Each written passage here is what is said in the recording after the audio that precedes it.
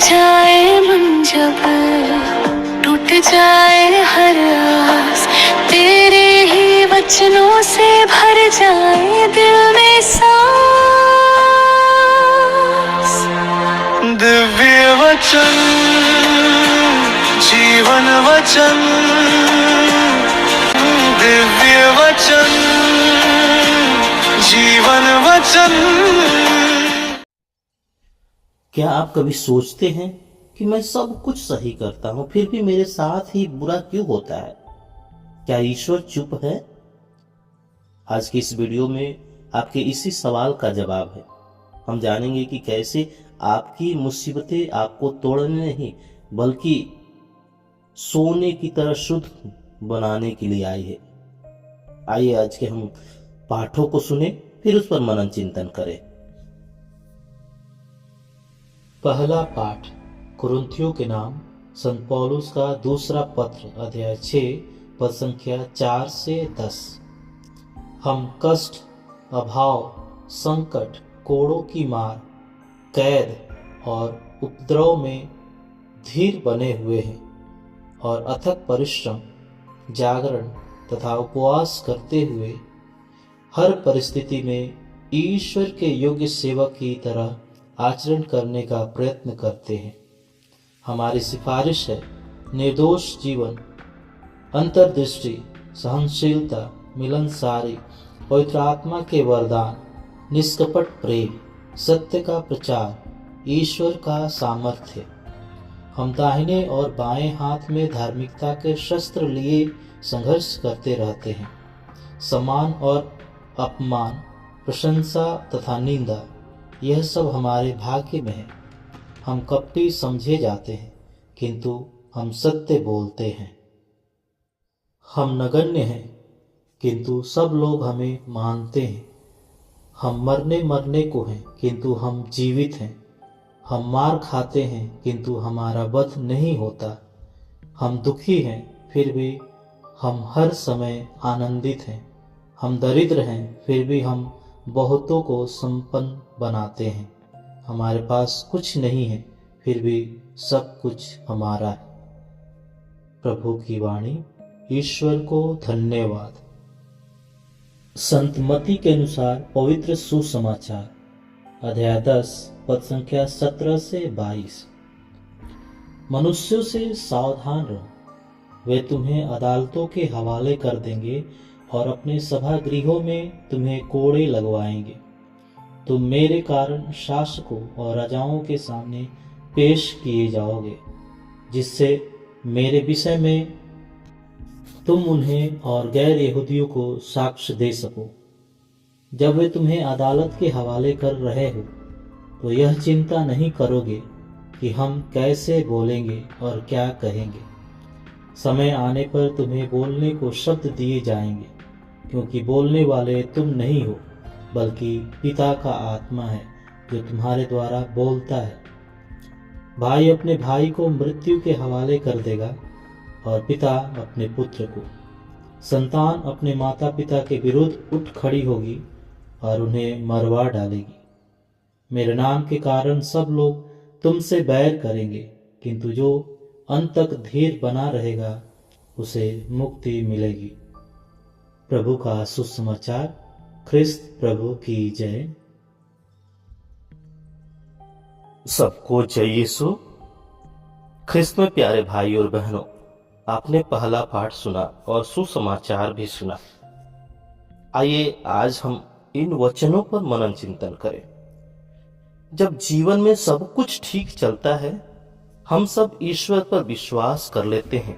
यह विश्वास करना आसान लगता है, लेकिन जब हमारे जीवन में कठिनाई, परेशानी होती है, तब मन में एक सवाल उठता है, ईश्वर हमारे साथ है, मैं हर एक कामों को अच्छी तरह से करता हूं, फिर भी यह सब क्यों हो रहा है?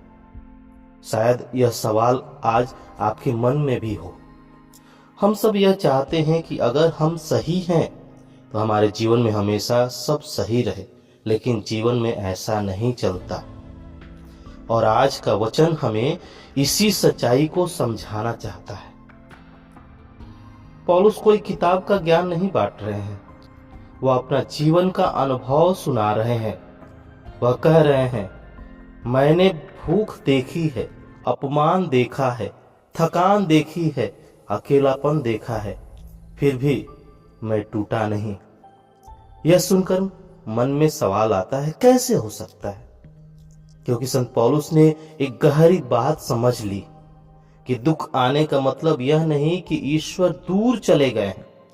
कभी कभी दुख इसलिए आता है क्योंकि ईश्वर हमें भीतर से मजबूत बना रहे होते हैं।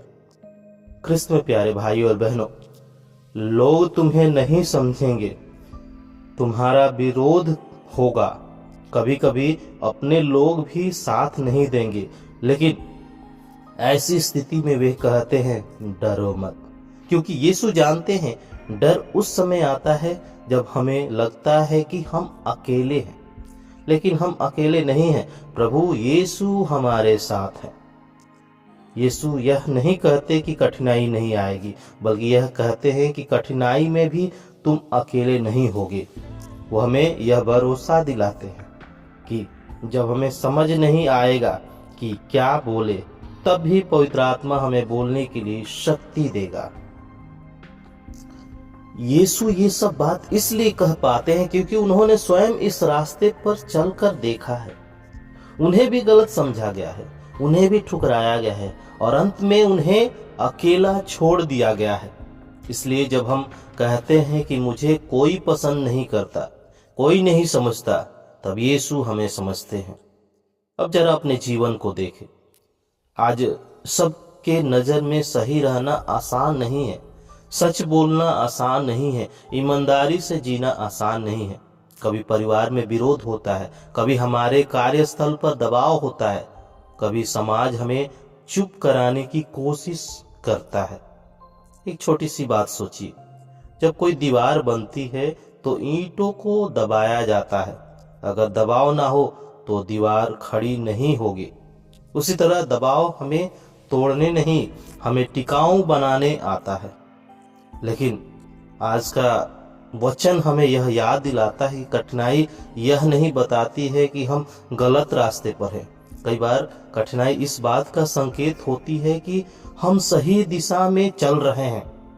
जैसे सोना आग में तपाया जाता है ताकि वह शुद्ध बन सके, वैसे ही विश्वास भी कठिनाइयों में मजबूत होता है। आग सोने को नष्ट नहीं करती, बल्कि उसकी अशुद्धता को हटाता है। कृष्ण प्यारे भाई और बहनों, इसलिए संत पौलुस कह पाते हैं कि बाहर से हम दुखी दिखते हैं लेकिन भीतर से आनंदित रहते हैं। लोग हमें कमजोर समझते हैं लेकिन ईश्वर हमें सामर्थ्य से भर देते हैं। लोग कहते हैं कि हमारे पास कुछ नहीं है, लेकिन वास्तव में ईश्वर हमारे पास है। ईश्वर ही हमारे लिए सब कुछ है। प्यारे भाई और बहनों, आज प्रभु हमसे कोई असाधारण काम नहीं कहते हैं, वे बस कहते हैं कि अंत तक विश्वास में बने रहो। यह कोई धमकी नहीं है, बल्कि एक प्रेम भरा वादा है। अगर आज आप थके हुए हैं, अगर आज आपको लगता है कि आपकी अच्छाई का कोई मूल्य नहीं, तो याद रखिए प्रभु आपके पास है, आपके साथ है। वह आपकी चुप प्रार्थना सुनते हैं, वह आपकी न दिखाई देने वाली पीड़ा को जानते हैं और वह आपको छोड़कर कभी नहीं जाते हैं। इसी भरोसे के साथ हम आगे बढ़े, क्योंकि जो विश्वास में बना रहता है वही प्रभु में सुरक्षित रहता है। पिता, पुत्र और पवित्र आत्मा के नाम पर आमीन।